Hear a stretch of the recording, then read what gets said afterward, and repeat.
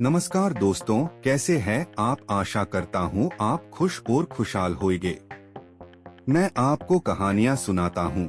यदि आप मेरे चैनल पर नए हैं, कृपया लाइक, सब्सक्राइब और शेयर करना न भूले। तो आइए चलते हैं एक नई कहानी की ओर। कौन है कर्ण की मृत्यु का कारण, परशुराम या ब्राह्मण? आइए जानते हैं महाभारत कथा से।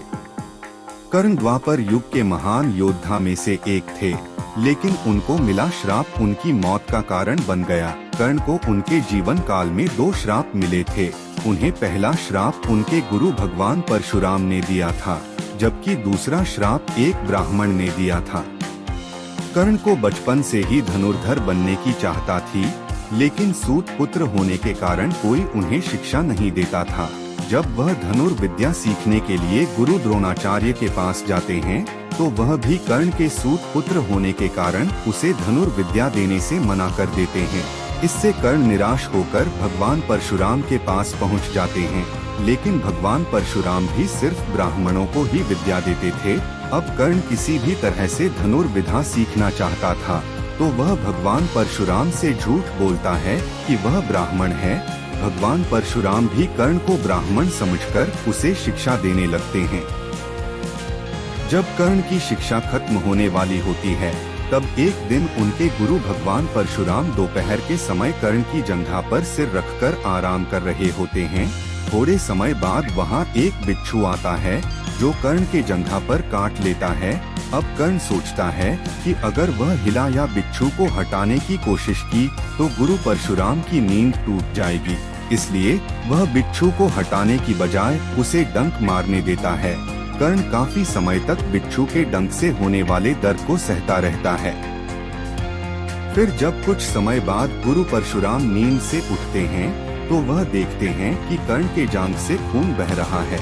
यह देखकर भगवान परशुराम गुस्से में कहते हैं, इतनी सहनशीलता सिर्फ किसी क्षत्रिय में ही हो सकती है। तुमने मुझसे झूठ बोलकर ज्ञान हासिल किया है, इसलिए मैं तुम्हें श्राप देता हूँ कि जब भी तुम्हें मेरी दी हुई विद्या की सबसे ज्यादा जरूरत होगी, उस समय वह काम नहीं आएगी।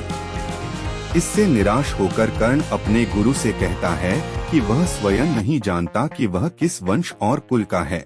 ऐसे में वह सारी बातें अपने गुरु परशुराम को बताते हैं।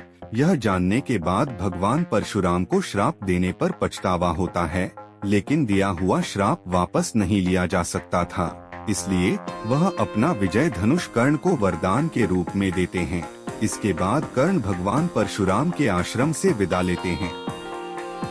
इस घटना के कुछ वर्षों बाद एक दिन कर्ण जंगल में किसी अत्याचारी राक्षस का पीछे रहे होते हैं।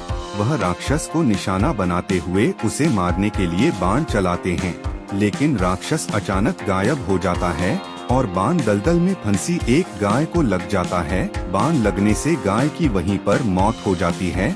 उस गाय का स्वामी एक ब्राह्मण होता है, जो गाय की दुर्दशा देखकर कर्ण को वहीं पर श्राप दे देता है।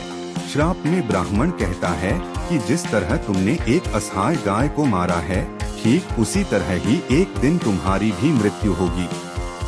आगे चलकर इन दोनों श्राप का प्रभाव महाभारत के युद्ध में नजर आया। युद्ध के दौरान कर्ण के रथ का पहिया दलदल में फंस जाता है। जब कर्ण उसे निकालने के लिए रथ से उतरता है, तभी अर्जुन बाण चला देता है, जिससे कर्ण की मृत्यु हो जाती है।